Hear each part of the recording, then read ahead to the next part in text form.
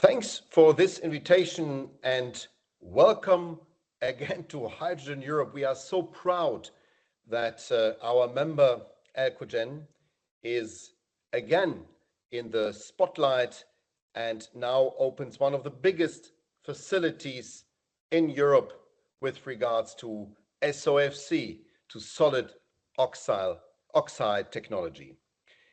We are happy to see this because this is a strong contribution to the European Clean Tech Initiative, to the European Green Deal, to the Clean Industrial Deal, and more importantly, to European resilience. We heard from Commission President Ursula von der Leyen that we have a problem in Europe. We don't have enough own-grown energy, so domestic energy. Although we have quite good access to renewables, because we have them, we have difficulties to translate them into stored energy and into fuels. And the technology that you provide helps our economies, helps a lot of industrial partners that you already serve in the world, because you have partners worldwide, to do exactly that, to grasp, to have access to the renewable technology, and then to turn this green energy into molecules that you can easily transport and store.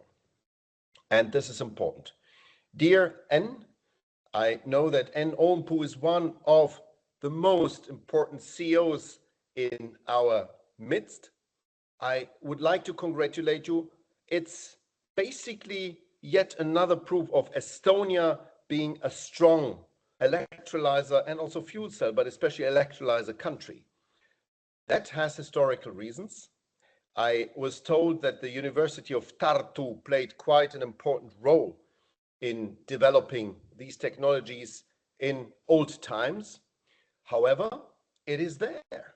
And Estonia is one of the leading countries. Per capita is definitely the leading country in the technology of electrolyzers that makes the hydrogen sector so attractive. I had some months ago the opportunity also exchange on that with your Prime Minister. And I think he's fully aware of that. But you know what?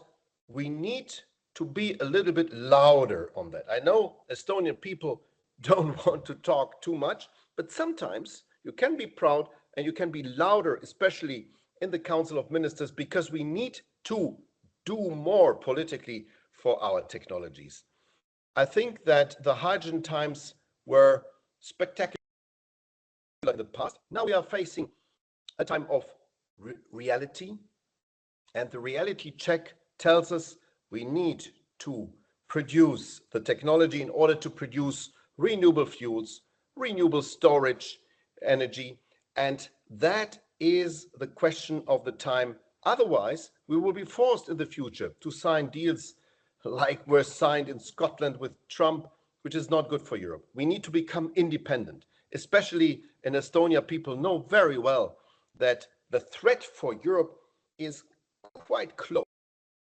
And this is why making ourselves stronger, developing an energy sovereignty, becoming more resilient, this is what we need to do. And regards to this and welcome you in this next level of hydrogen technologies. All the best. Thanks very much indeed.